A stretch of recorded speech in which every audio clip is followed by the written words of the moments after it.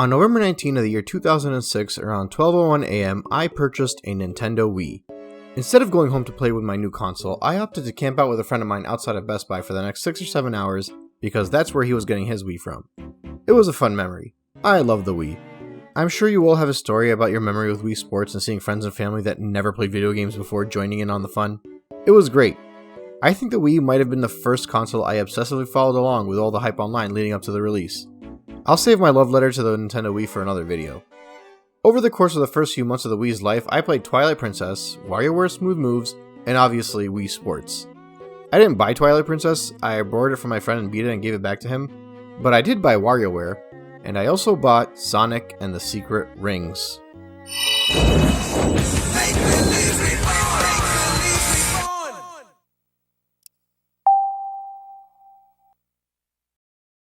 Now, leading up to Secret Rings, I wasn't really following the Sonic hype. I saw the trailer and I saw that it was coming to the Wii with motion controls, and that it would basically take place in an alternate dimension or something. I was somewhat disappointed because deep down I had hoped there would be a solid return to a continuation of the deep story of SA2 that at the time I felt was lost with Heroes, and I remembered Shadow's game being too confusing to follow along. I also wasn't really aware of all the hate Sonic 06 was getting, but I distinctly remember seeing screenshots of Sonic 06 and how it looked and thinking to myself that I wish I had bought an Xbox 360 already, because I really wanted to play that game since that's the game that seemed to be what I wanted in a Sonic game. And you'd think I have fared better with Secret Rings, but at last I purchased it because it was the first Sonic game on the Wii and I loved Sonic games. Funnily enough, I bought it and took it to work with me. At the time I was working a late Sunday shift at a slow gas station, so I hooked up the Wii to a little CRT and I got to playing, with the occasional stop whenever a customer would walk in. The game gave legitimately the worst first impression out of any video game I've ever played up until now. I think I only played for an hour or so. I legit started to think that the whole game was going to look like the tutorial stages because nothing was happening or moving along. I knew there was more. I remember seeing screenshots of dinosaurs or whatever, so there had to be more. But I didn't know how long I'd have to play to get to those areas. And the fact of the matter is, I was at work and kept having to pause the game and couldn't really give it my full attention, so I figured I'd play the game another time. I ended up playing WarioWare and Wii Sports with my brother and cousin for the next few days and put off Sonic because I heard some people saying that the story was boring and the motion controls were lame. And while I was playing it, I could feel that same vibe. I think I would have eventually gotten back to it and played, however less than a week later, our house actually got broken into and they stole our Wii, along with all of my games, including Sonic and the Secret Rings. So yeah, there was probably a bit of PTSD involved when it came to Secret Rings that kept me away from it for as long as I did. Because my playthrough for this video, almost 20 years after the initial playthrough, is the next time I played Sonic and the Secret Rings. And I did get another Wii a few months later.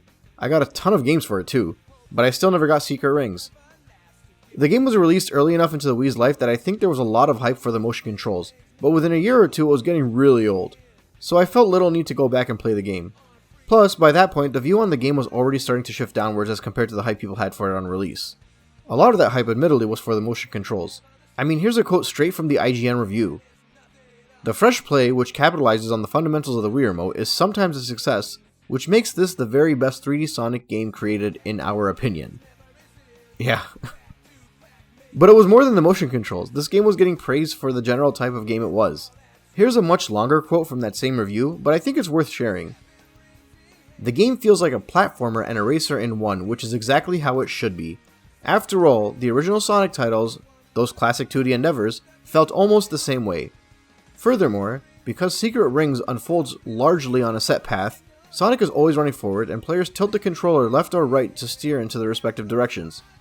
Most of the frustrating game-ruining glitches and oversights that have interfered with the enjoyment of other Hedgehog games is absent. For instance, rarely will Sonic fly stupidly off a ledge into his doom in Secret Rings. Some will call it a limitation, but for the lightning-paced Sonic series, this imposed linearity becomes a necessity of enjoyment of the experience. If nothing else, Secret Rings proves that." And I love this quote, because if you remove the bit about the motion controls and look at it with a retrospective lens, they're basically giving the same praise that many would eventually give the Boost formula games. Secret Rings was effectively the start of the transition to those types of games. I feel similar to Secret Rings as I did with Black Knight in that the actual level design, the shape, look, feel, and settings, are fun enough to run through if you're a fan of the hallway-style Sonic games. The main difference is that in Black Knight you use an actual joystick to move around, and can control your forward and backwards movements in a more typical fashion. Whereas Sonic and the Secret Rings is an autorunner with the infamous control scheme requiring you to hold your Wiimote sideways and move side to side by tilting your Wiimote, effectively steering Sonic side to side. Which is a pretty big difference. But if you consider that while playing Black Knight you spend most of the game holding up anyway, and at any time you wanted to move backwards it was janky as well despite a lack of motion controls, I think you'd find these games controlled more similarly than you'd think. And once you level up in Secret Rings, the side-to-side steering is decent because there's a bit of analog movement with the motion with how quickly or slowly you tilt. Yeah, I said once you level up, because the game locks better controls behind leveling up, but I'll get to that in a bit. Ultimately, I felt the storybook games controlled the same, with the only real difference being the swing of the Wiimote for swordplay in Black Knight. And I'm not suggesting that Black Knight is even remotely the ideal control of Sonic, so Secret Rings feeling like that game doesn't necessarily mean it controls great or even good, but I thought Black Knight was good enough in the control department, and at the very least Secret Rings lives up to that. In order to enjoy the game, I did have to make some tweaks and adjustments. Going into Secret Rings, I didn't want to just play the game regularly. I knew it could be a slog to get through. I started playing for 5 minutes, and immediately hated the way it felt to control and the general introduction of the game. Every YouTuber I've ever seen discuss this game, and every forum I've ever followed along always said the same thing. They made it clear that if you get a few hours into this game, get Sonic leveled up to around level 30, then it starts to feel better to control. But I didn't want to deal with all of that, and I didn't want to deal with the leveling up system, or the lackluster RPG elements, or the lack of clarity on which missions are required. So, in order to play this game, I decided I'd give it what I call the Sonic fan makeover. You know what I'm talking about. Everybody does it for Sonic games. You have your special mod pack, your preferred emulation method, the ideal way to experience the game and whatnot. The thing is, I also wanted to play this game on the hardware it's meant to be played on, because I wanted to get a proper feel for the motion controls and not potentially chalk any issues down to using a controller on an upscale version on Dolphin. I wanted the motion. The same way I was excited to try out motion-controlled Sonic games in 2007, I was just as excited to try one out today because I've become so far removed from motion control games that it's kind of enticing to me again. So rather than messing around with mods, I found what I consider the best way to enjoy this game. I got on GameFAQs and found a full completion save file. I threw it on my SD card and transferred it onto my Wii, and there was a save file that had Sonic on level 99. I tried that, but it was way too fast and sensitive. I was about to go back digging into the internets again, but I noticed it had a different save file with Sonic at level 25. So I gave that file a shot, and lo and behold, Sonic felt good. Like, really fun to control. I started going through the first few stages of the prologue and I was really digging the feel, so this solved one of my main problems I had with the game. And the best part is, I didn't mess around with any experience points or any moves that Sonic had because he felt good enough to control and didn't need anything to change. I wanted to remain consistent throughout my playthrough because that's generally how it feels to play as Sonic, and a benefit to this is that with so many upgrades already unlocked and continuing to gain experience points as you play, if you're someone who actually wants to mess around with Sonic's feel, it's all right there and available for you to mess around with. The next issue was the mission structure. In Sonic and the Black Knight and pretty much every other video game in existence, when a game has side missions, they pretty clearly highlight which of those missions are not required. In this game, you just kinda keep running through the missions until a cutscene plays and tells you a new mission is unlocked. And even then, sometimes a new mission requires you to move to a previous level, and it's annoying and it requires the player to spend more time navigating the menus than they should. I understand the logic, at least I think I do.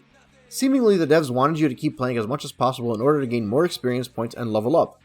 But if you're already leveled up, that's not really necessary anymore. With the file I found on GameFAQs, I didn't need to do any side missions. So despite many missions already being completed in the save file, I basically found a guide to the shortest path to the final boss in this game and ran through all of those levels again, whether or not they were already completed. And I gotta tell you, it made the game feel much more cohesive and much more similar to the structure of Black Knight. And the best part is the cutscenes are still triggered when you beat the main missions.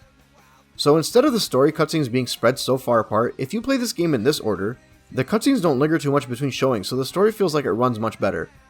So basically, I was able to play through all of the levels, enjoying the way Sonic felt, enjoying the stages and required missions, not having to mess around with RPG elements or fiddling around menus, enjoying the story, and most importantly, effectively cut the total playtime of this game to about half of what it would normally take.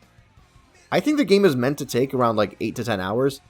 It takes you 2 to 3 hours alone just to get Sonic to feel how you want him to feel, and probably 1 or 2 hours of going through the menus and figure out what to do next and how to level up Sonic. Instead of all that, I played 5 straight hours of pure Sonic motion control gameplay, which was short enough that it didn't feel like anything was getting old or overstaying its welcome, including Sonic's control.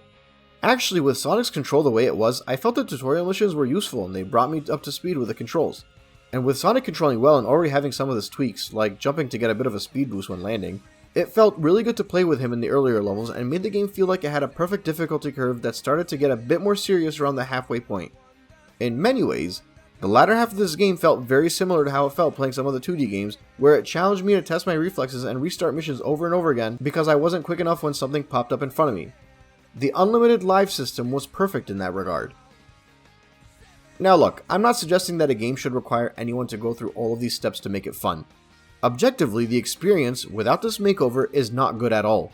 But I gotta admit, the motion control gimmick of an auto-running Sonic game that controls appropriately seems like an appealing concept for a quick playthrough every now and then. And it makes the game unique enough that it starts to stand out in the series in a much more positive light than it would have if you didn't spruce the game up like I did. In theory, none of this should come as a surprise. Like I stated earlier, many other YouTubers have already stated that when you're a few hours into this game, it gets more enjoyable. Or that it's much more fun to go back to this game after you've already beaten it. The problem is, I don't think many people want to spend that much time building up Sonic in order to enjoy this game.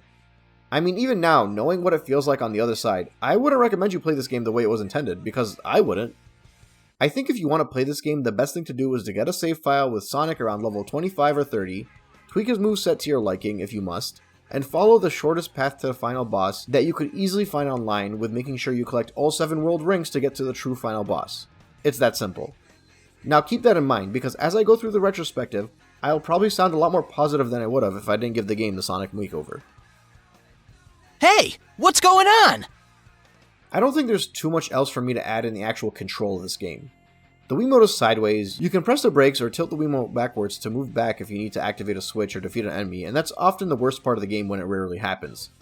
Rather than Sonic having a typical jump, the longer you hold the jump button, the more he charges up for a higher jump.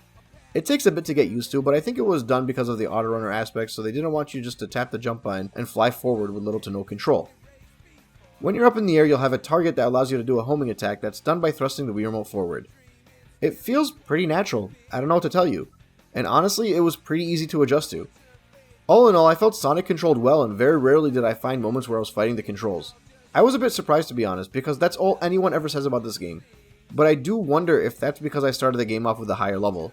And if that's the case, then my god did they screw up the leveling system in this game, even more than I expected. Regardless, as I played, I didn't feel any sense of jank. It actually was more fun to control than Black Knight.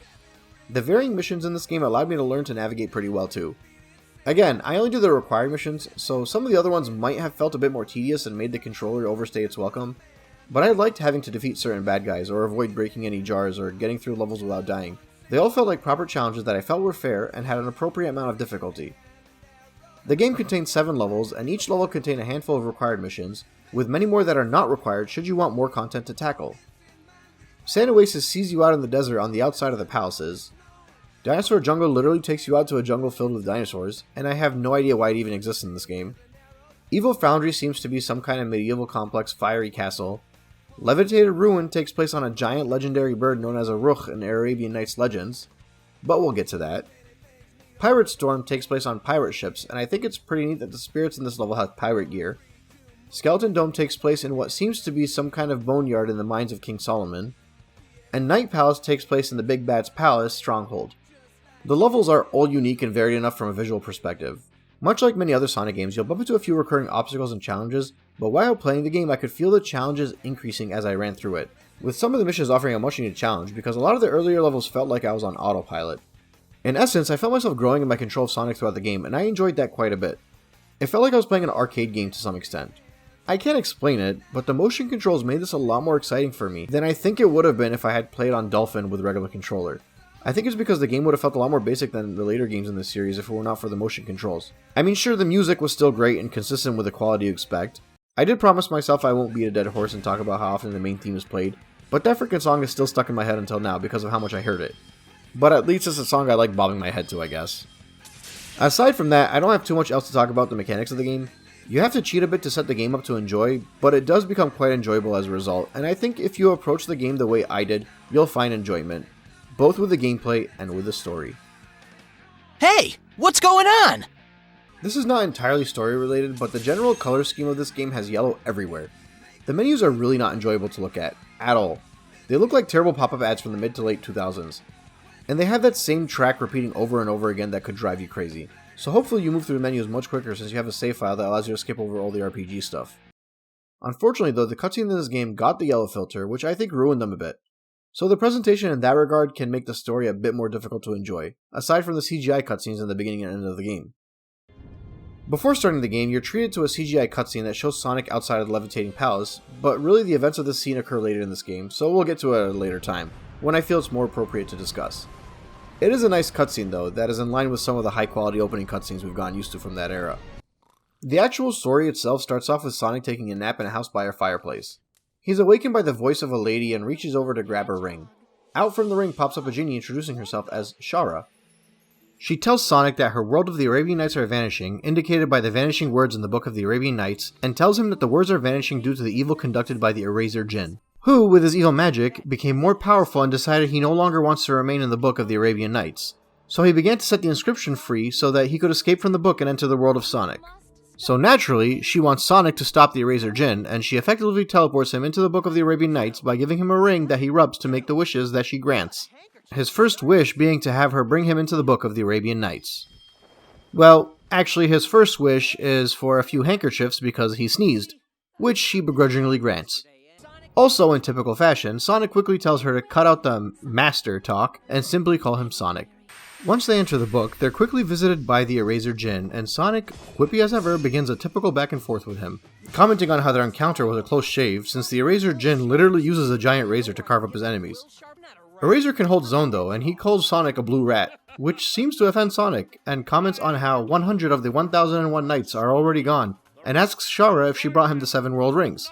There's an interesting bit of back and forth here, highlighting that there's a subtle hint to an abusive past between the two of them. On about that? I told you those things don't even exist, and even if they did, I'd never give them to you. Oh, wouldn't you though? Look out! Sonic! Aha! So, this is how judgment is dealt, is it? Bring me the 7 world rings before the arrow of flame extinguishes. If you do not, your life is forfeit. So yeah, this sets up the story pretty well. Sonic basically has a flaming arrow in his chest and needs to collect 7 world rings and confront the Eraser Jinn before the arrow burns out and causes him to die. By the way, in case you weren't keeping up, the word genie comes from the word jinn in Arabian and Muslim theology and is literally a spirit or supernatural being. The Eraser Jinn's name is a bit creative because he's a jinn that is erasing the text of the world with a razor. I don't know, I guess I thought that was pretty creative. Anyway, Sonic and Shara are out searching for King Shahryar. Funny enough, since we're doing name meanings, Shara is a girl's name that means a gift, kind of like a friend, and Shahryar translates to one who was a friend of the city, otherwise known as a king or leader. In any case, Sonic and Shara do eventually bump into King Shahryar, and Sonic quickly notices that it's actually Eggman, which confuses King Shahryar because, as you're probably aware by now, the storybook games see characters from Sonic's real world play characters in the story he's taking part in. So Sonic sees Eggman, but it's not Eggman, but he still kinda acts like Eggman. Anyway, King Shahryar explains evil spirits appeared out of nowhere and King Shahryar hid in a jar. But before they could finish the discussion, the Eraser Jinn swoops in and grabs King Shahryar and they fly off. As Sonic continues on his journey, he bumps into and saves Alibaba, played by Tails. Alibaba thanks Sonic for saving him and tells him to reach out if he ever needs any help. Eventually, Sonic runs into a monster summoned by the Eraser Jinn, and we get to our first boss battle. Since there are only a handful of boss battles in this game, I'll cover them as I run through the story. Basically, Sonic needs to destroy the eyeballs on the Scorpion by quickly chasing after it and timing the appropriate homing attack. All in all, it's a pretty straightforward boss battle that allows you to appropriately utilize Sonic's skill and moveset. When he defeats the Scorpion, they discover their first of 7 world rings, and Shara quotes a script that seems to be the newest chapter of the Arabian Nights. So it seems like the whole situation reaffirms that the rings need to be gathered ASAP. Sonic eventually bumps into King Shahryar being carried by a pterodactyl and asking him to save him because we're now in a dinosaur level and, well, some levels in this game have nothing to do with the Arabian Nights. I'm pretty sure dinosaurs are never mentioned in the Book of the Arabian Nights, which leads me to believe that the whole Arabian Nights theme in this game was made after at least some of the stages were designed. It's not really a huge deal breaker for me personally. I think the story still flows well enough, but it's definitely an observation worth making since they're trying to base this game off of the stories of Arabian Nights. But anyway, Sonic reluctantly saves King Shahryar in a seemingly disrespectful way. And King Shahryar tells him that the Eraser Jinn is headed towards the castle stronghold. As they head towards him, they bump into their next world ring, and Shara seems to think that the ring is causing the spirits to go mad, hinting that each ring contains some kind of emotional power. As their journey continues, they find the Eraser Jinn casting a spell to once again summon a monster known as the Ifrit. Of Jahannam, ye condemned by Iblis. So this is a bit intense, because Jahannam is the Islamic word for hell, and Iblis is the devil in Muslim theology, and an Ifrit is often depicted as a fiery jinn in the Arab world. So he's literally summoning an evil fire spirit condemned by the devil from hell. Also, at this point I'm starting to think that Sonic Team did a ton of Middle Eastern and Islamic origins research, because between Sonic 06, Secret Rings, and Unleashed, there are tons of references to that region and religion. Anyway, the Eraser Jinn says he's destroyed half the pages of the Arabian Nights, and the Ifrit will burn away the rest of the pages, followed by once again calling Sonic a blue rat, which once again really seems to bother Sonic. And enough of that rat stuff! Seriously! Eraser tells him the arrow is burning and only half of his life force remains, so he needs to hurry up and gather the rings. Also, as a side note, I can't remember where I saw this, but I swear I remember in-game lore stating that the reason Sonic had to keep moving forward at all times is because of the flaming arrow. I feel like I must have seen it in an interview or something around the time of release, and that was kind of the way developers tied the autorunner aspect into the story. So if anyone remembers seeing anything about that, please comment. Or maybe it was actually in the story cutscenes and I missed it, I'm not sure. Anyway, Sonic is ready to face the Ifrit, but he can't harm him. And Shara explains that it's because his life is tied to the arrow in his chest, and he can't fight fire with fire, so they'll have to escape for now. Which leads them back to Alibaba to see if he has any advice. And Alibaba recommends they find Sinbad, who could potentially give them some guidance due to his experience on his journeys. Alibaba tells Sonic that Sinbad was fighting some pirates before he was taken away by the Ruh. Now, in the stories of the Arabian Nights, Sinbad was known to be a sailor from Baghdad in Iraq, and did have run-ins with pirates, as well as a giant legendary bird known as the Ruh. So I do think I have to give the writers some credit for their attention to detail in this regard. Anyway, Sonic and Shara jump on a magic carpet and fly out towards the Ruh, where they eventually find Knuckles chained up and imprisoned. And it turns out Knuckles is Sinbad. When they ask Sinbad for his wisdom, he asks them to help him out. And I kind of enjoy the back and forth between Sonic and Knuckles in the scene, acting the way their characters are meant to act towards one another with friendly banter. When they free Sinbad for the advice to defeat the Ifrit, his great and wise suggestion is to splash a bunch of water on it, which leads to more sarcasm and bantering between him and Sonic. But the plan is actually pretty good, because Sinbad tells of a blue ring he held that would control water that was stolen from him by the pirates. And Sonic once again ventures out and faces these pirates. But en route to the pirates, he finds himself another ring. When he grabs the ring, he starts to realize that just touching the ring causes a whirlpool of emotions and power, and he can't begin to imagine how much power these rings actually contain if they were to grab all 7 rings, suggesting that they might even open the gates of hell. This worries Shara, and she decides to give Sonic a mysterious ball and tells him that he should use it as a final resort to defeat the Eraser Jinn if nothing else is able to stop him. Also, something I feel worth mentioning is that during many of these cutscenes, if you look past the annoying yellow tint, the little animated actions and pages between the characters are actually pretty unique and enjoyable. I prefer the way they were done back in Black Knight, but I like the way they were done here too. And in addition to that, I have to give a ton of credit to the music that's used in the background too. It's just so fitting in the theme of the game, and is sourly needed because the rest of the music is all just a ton of butt rock meant to appeal to the Sonic side of things. Which I also enjoy, but it's nice that at least during the story sections, the music complements the dialogue and animations, and it allows me to sort of get sucked into the story as it plays out. Anyway, Sonic and Shara eventually find the pirate ship that has the blue ring, and after making their way aboard and fending off spirits, they eventually face the next boss battle, Captain Behemoth. Another boss that requires Sonic to chase down and dodge attacks, only this time, when he homes in on them, he has to rip off the horns before getting electrocuted. Which again, I think is an appropriate boss for the game. A bit on the easier end, but it likely will take you a few tries, which is acceptable. Throughout this fight, and through a lot of the game, Shara will make comments to give you hints on what's needed to be done to steer you in the right direction, even during gameplay. And Sonic will make fun and sarcastic remarks quite often, which might yield to some kind of response from her. I think the relationship interaction is actually pretty enjoyable. I don't really find myself rolling my eyes too much on the dialogue. Sonic is doing his usual Sonic comments, and Shara, who is much more serious and reserved, is always making comments like, "You have got to be kidding," or "Please tell me you're not serious," and it's kind of enjoyable. Anyway, with the defeat of Captain Behemoth, the blue ring is collected, and Sonic heads his way towards the burning castle to fight the Ifrit. I love this introduction to the fight. I feel like they're perfectly portraying Sonic's character here, much like they have been with most of the games, to be honest. Sonic uses the ring to weaken the Ifrit and face off against it in battle. This battle runs a bit differently. Rather than Sonic chasing the Ifrit like he did in the last two bosses, he makes his way in a circle around the Ifrit and homes in on his hands, causing him to create a weak point where he can deliver the blow on his head. This fight feels much more similar to some of the fights in the adventure games in that regard, even if Sonic is automatically running forward. And I did feel a jump in difficulty in this fight, not enough to make it unbeatable, but enough to leave an impression that you're fighting a spirit from hell condemned by the devil himself. With the defeat of Ifrit, Sonic once again gets his next world ring. All that rage must have been sealed up inside of him! Rage? These rings must somehow seal in various emotions, too! The power of rage! Sonic and Shara make their way over to King Solomon's palace. Once again, for some historical background, King Solomon is notorious in the Abrahamic religions as being the son of David, mentioned in the text of all three of those religions, with Islam considering him to be a king and a prophet of God. When the stories of the Arabian Nights were written, King Solomon's wealth, power, and wisdom were often praised. Also, some fun nerdy stuff. In Magic the Gathering, there's a card called King Suleiman, which is the Arabic pronunciation of Solomon. The card's power is to destroy Jinn and Ifrit, and actually has a verse from the Quran about Solomon. So when Shara tells Sonic King Solomon once defeated the spirits, she isn't wrong, so they head towards him. But unfortunately when they get there, they only find a head. But the head is alive. King Solomon says Eraser Jinn resurrected the 40 thieves and sent them to attack him. So he asks Sonic to track down his body and destroy the 40 thieves as well. So Sonic does just that, and upon defeating the 40 thieves and finding the bones of King Solomon's body, they find the white ring. I like this cutscene because they talk about how the world rings might have so much power that can be seen both as good or evil.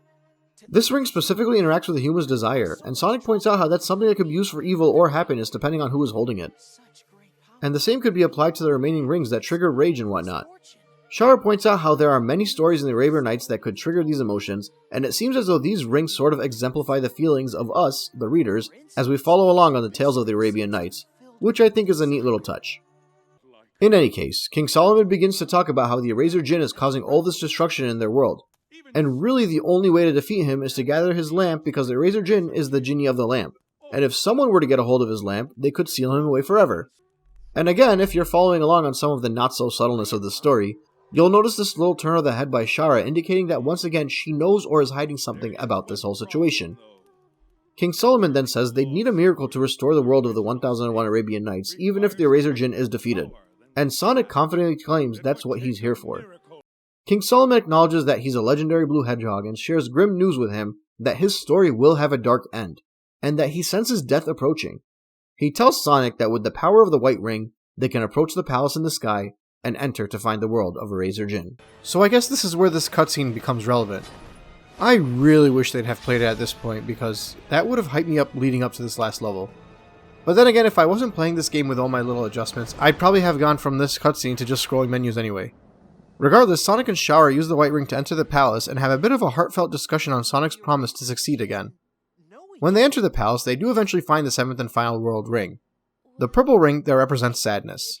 This prompts Sonic to ask Shara how she and Eraser Jinn actually know each other, prompting her to go into a bit of detail about his lore. You see, he's the genie of the magic lamp from the story of Aladdin. Huh? Long ago, he was punished for his misdeeds and sealed away in the lamp. He would not be forgiven until he had granted the wishes of 1,000 people. But when his sentence had been served, he had a renewed hatred of people. That was his fate, sad as it was. His cursed destiny came from the story he had been written into. Shara?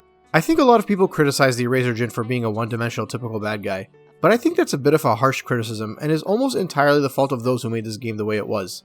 The general structure of the game makes the story feel so disjointed and slow, and yellow tints over the pages of these cutscenes make the story seem a lot worse than it really is. So from the presentation standpoint, I think the game fails, but from a story standpoint, I think it's really good. I definitely enjoyed the Eraser Jinn. I feel like his backstory offers him quite a bit of depth, and it adds a bit of nuance to the story. And in general, because the game was made prior to Sonic Colors, I find it consistent with the previous games I played in this retrospective in reverse, those being Black Knight and Unleashed, and that the story is very enjoyable. Albeit the story is definitely the weakest of the three of them, since those ones had better character interaction in my opinion, and I think they allowed the stories to flow better too. Regardless, we finally make it over to the Eraser Jinn, and after calling Sonic a rat one more time, we prep for the final face-off. A difficult battle that has Sonic dodging Razor Jin's attacks and looking for a weak point, primarily where he charges towards Sonic head on. With the defeat of a Razor Jin, he runs off to his room like an angsty teenager and locks the door. Sonic and Shara notice the door has 7 circles on it, indicating that it requires 7 rings to open. So with the collection of the 7 world rings, they're able to open the door and confront Razor Jin yet again. Brought me all 7 world rings? Well done! Hey, of course! We're such good buddies after all. Shara. You have done well in using him to gather the rings. Now, give them to me. Hey, hold on! Aren't you gonna do something about this? Shara, please, quickly. Let us rule the world together. Turns out Shara was working for the Eraser Jin because they seemingly have some kind of history and she wants to go back to him. All of those subtle nods to her feelings towards him, if you're paying attention, start to pay off. And beyond that, it starts to become clear that they're in some kind of toxic and abusive relationship, which is admittedly a bit much for a children's game, but the subtle nature of it all makes it much more difficult to follow if you're a kid. Shara genuinely looks like someone suffering from Stockholm Syndrome as the story plays out. And I get it, nobody asked for this in a Sonic game. But if you're Sonic Team and you're trying to make a more mature game for the audience that thought Shadow's sacrifice in SA2 was a deep moment when they were 12, they might have thought the mature nature of this topic would appeal to that crowd. But just as Shara begins to hand the rings over to the Eraser Jin, Sonic makes one final wish, that she does what she thinks is right, which causes her to faint and grant all the rings to the Eraser Jin. Finally, the sacrifice must be made, and the collector of the rings' life needs to be sacrificed, which causes Shara to take the hit for Sonic. And I do wonder if she did that because of Sonic's wish that she would do what's right, because if so, then that's almost like Sonic indirectly caused her to kill herself to save him. Sorry. I knew. All along. I knew what would happen. And I still got you involved. It's okay. It's not your fault. Did I change my destiny? Did I keep our promise? Shara, grant me a wish. I wish for you to not die and to go back to the way you were. I'm so sorry, Master. I cannot grant. It's all genuinely a tragic moment. She started this journey with the thought of finding Sonic so she could gather the rings for the Eraser Jin, but was frequently at odds with herself knowing it was wrong. And so much of that is due to her interacting with Sonic. In all of these story-driven games, part of the reason they are enjoyed as much as they are is because these characters grow to love Sonic and learn so much from him. In Black Knight, Caliburn starts off thinking Sonic is worthless, but eventually sees how noble he is and knights him. In Unleashed, Chip immediately becomes enamored by Sonic and sticks with him until the very end because of how much he enjoyed his company. And in this game, you have someone who genuinely seems to have suffered through their life that she lived with an abusive male figure. Had she never met Sonic, she might never have had the chance to escape the hold Eraser Jin has on her. And ultimately, she did what she felt was right. She paid the ultimate price and sacrificed herself to save Sonic, because she knows that Sonic is the greater good, and he'll follow through on his promise. And as the Eraser Jin absorbs the rings and transforms, he becomes the Alf Layla wa Layla, which translates to 1001 Nights, and is the actual title for the Arabian Nights in Arabic. He becomes the embodiment of the tales of the Arabian Nights, and Sonic points out that he's an incomplete monster, while 3 of those rings fling off of him and run straight into Sonic, causing him to transform into what is known as Dark-Spined Sonic. And look, it's a cool final battle. It takes a few tries to defeat and has a decent spectacle, but it isn't super phenomenal. The issue is that this form, this Dark-Spined Sonic, is so cool, and it's so unfortunate that it doesn't make a return in the series. While the Supersonic transformation brings Sonic into an almost angelic form, one of light and pureness and goodwill, Dark-Spined Sonic is created because the 3 rings that Sonic absorbed to transform into it are the rings of rage, sadness, and hatred, and I think that's pretty sick, I'm not gonna lie. In any other game with a higher bit of production value, this transformation easily would have been one of the most epic things we've seen in the series, so it's a bit of a shame that it's wasted in this regard. Heck, even Sonic's Golden Knight transformation in Black Knight got a decent bit of attention to build up the hype. We really should have gotten something in CGI that allowed us to jump up and scream when we saw Dark-Spined Sonic. But at the very least, after defeating El Flaylo Alela, we are treated with a pretty good ending that I enjoyed quite a bit.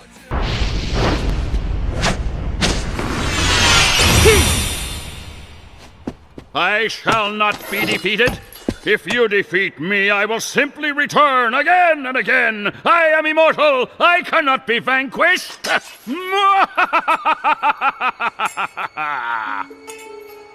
can't be. That's the...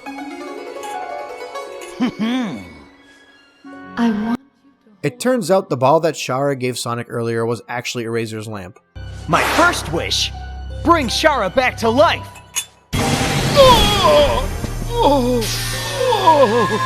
My body! My body is...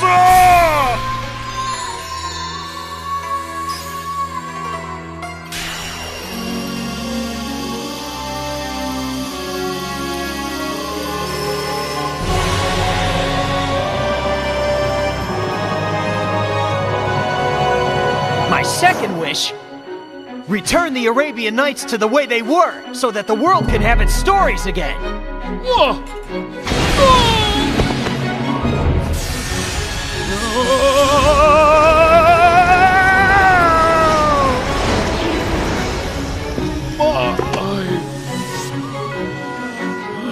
My third wish, Eraser Jin, you shall live out the rest of time trapped inside your lamp as you were in days of old.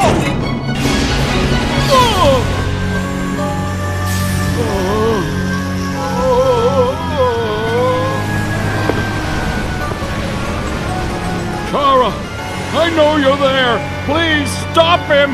We can start over. The two of us. I swear it. The world is mine.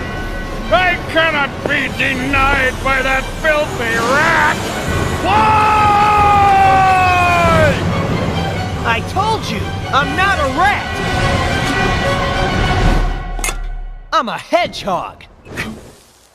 I mean, if you've seen any Secret Rings videos, you've already seen this cutscene. But if you're anything like me, you could watch it another 100 times and still enjoy it. It allows us closure with the whole rat subplot, and it allows us to end the game the same way it started, with Sonic asking Shara for handkerchiefs in a sweet moment.